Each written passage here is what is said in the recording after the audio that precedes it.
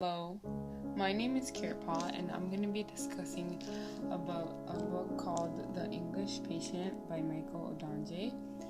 So first of all, this is a prize-winning novel and it was written in 1992 by Michael Odonje. I just said that again, but yeah. And he's an author and a poet. He was born on September 12th, 1943 in Sri Lanka. Later on, he moved to Canada and attended the University of Toronto and Queen's University, and his full name's Philip Michael Odonje. So moving on, I'm going to provide you with a brief explanation about what the book is about, basically.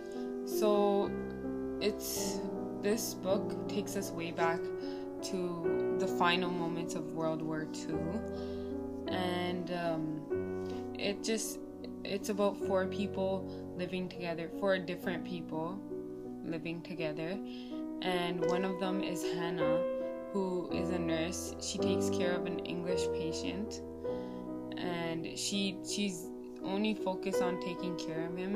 The rest of her life is dedicated to him now. And the English patient, he's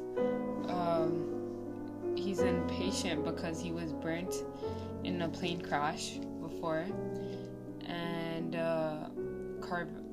with them lives Reveiw and Kip. Reveiw used to be a thief, and his fingers got cut off by Germans. The Germans cut off his fingers because though Reveiw used to be a thief and Kip was is an Indian soldier, and he's a magnificent bomb diffuser, and the whole story just consists of flashbacking to memories, to all four of their memories, and yeah.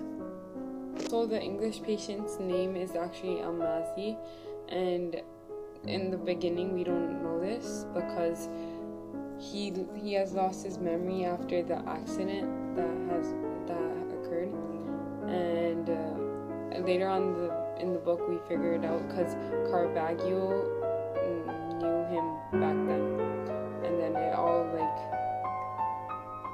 yeah. So moving on, I'm gonna be talking about the themes now, and one of the main things I think is identity, because it comes in well with every play. So starting with Almazi, he tries to ignore the idea of nationality, and he finds a new identity when he's living with the different people in the desert. So he doesn't feel the need of anyone anymore. He doesn't feel the need of a family anymore, and he inherits this new identity of his, and identity comes in role with play with Kip when he gets his new job, because as an Indian he was always ignored and not very well known, and after joining the British Empire he just stop raising your legs, man. Sorry about that.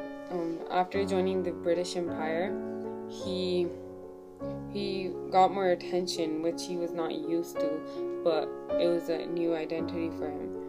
So, and also fitting in with the Western society brought a very big change into him, and he was more of an independent man, and what else? And later on he develops a lust relationship with Hannah, and he gets very close with her, and he's never been like this with anyone, and he tells her stuff, and yeah. And also Hannah has a total new identity and personality. She doesn't talk about her past herself, but when Reveiw enters the story, that's when her past comes in the story too, because Reveiw and Hannah used to be family friends, and he talks about how fun and outgoing she used to be, and now he questions her, what are you doing, like, why are you only focusing on one person? And he thinks she's totally crazy. And these were just new identities for each character. And we also noticed that, can you get out please? Sorry about that.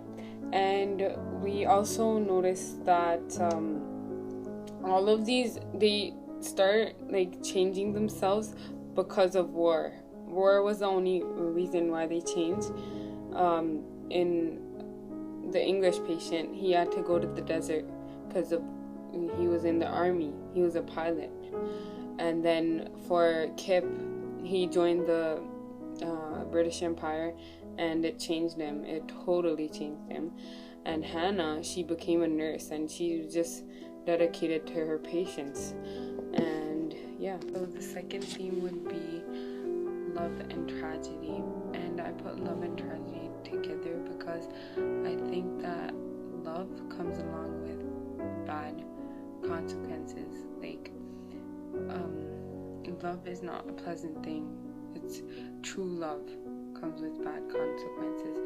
So, and we see this in the book when the first time when he falls in, the English patient, aka Almazi, falls in love with Catherine, who was a married woman, and they had to meet up in private places. And eventually, Catherine realized that she needed to stop seeing him because she felt like it wasn't fair to her husband, and then she stopped seeing him. So, and that was very painful for Almazi, and they were passionately in love, and they couldn't live without each other. And imagine, like, you just randomly stop seeing each other. And so that was very painful. And then eventually her husband finds out, and then he plans a plane crash, like a suicide plane crash, murder type of thing. And in that plane crash, he dies himself, and then Catherine is injured. And then surprisingly, the English patient, aka Almazi, he was absolutely fine. And then but he got arrested then. And then getting arrested, he promised Catherine that he would return for her, and she told him that she always loved him and all that jazz. And then after 3 years, he returned and he made love to her dead body, and then he placed her in the plane, and he spilled oil all over the plane. And then he started to fly it. The plane caught fire, and then that's how he got burnt. And this all explains how tragic love is. And yeah, love and tragedy are two things that go together. And so next time you think of your little Prince Charming, or the idea of being in love, or whatever, remember the English patient, because love is not easy. And it is shown in the book through the story of Catherine and Almazi. They had to go through so much, and at the end, what did they get? Death. Now I'm going to be moving on to the literary devices. And the first literary device that I found was that it was said by Almazi, and is, the heart is an organ of fire. So in this, it is a metaphor, obviously, and Almazi is comparing the heart to fire. And I think that he's saying that fire is very dangerous, and you have to be cautious about it. And you have to be, since he's experienced so much, I think that he's saying that you have to be like cautious about love too. You can't just, love isn't just like a thing you can throw around and all that. And the second literary device was said by Hannah. I'm not so in love with him. I'm in love with ghosts, and so is he. He's in love with ghosts. So this is a metaphor too, and she's comparing the English patient to a ghost, and she says that she's in love with ghosts, and she's basically saying that she's in love with that English patient because he is a ghost basically. Without his love, he's incomplete and he's totally burnt. So, and he's basically not living. And it also says that he's in love with ghosts. And Catherine, as you probably know by now, is dead. So he's in love with a ghost. So I think irony takes place when the plane crash occurs, because Catherine's husband meant to kill Catherine and Almazi, but on the other hand, he himself got killed and he injured his wife, only injured, and Almazi was absolutely fine. And so that was irony. It wasn't what was supposed to happen didn't happen. So throughout the novel, so to end this off, I've chosen something to show you guys, something visual to show you guys of what I think the theme represents.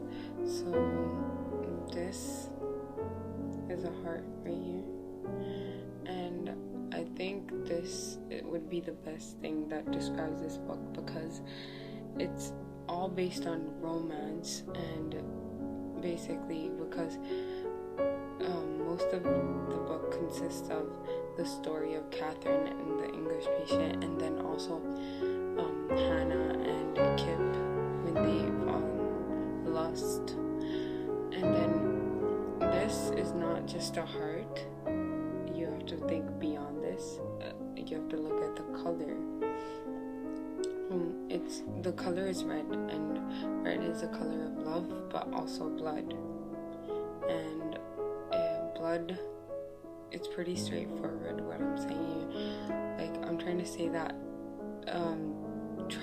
tragedy and love is full of pain and suffering, and it's, I think, yeah, this is the English patient. Alright, hope you enjoyed watching my video, and I hope this encouraged you guys to read The English Patient. Bye bye.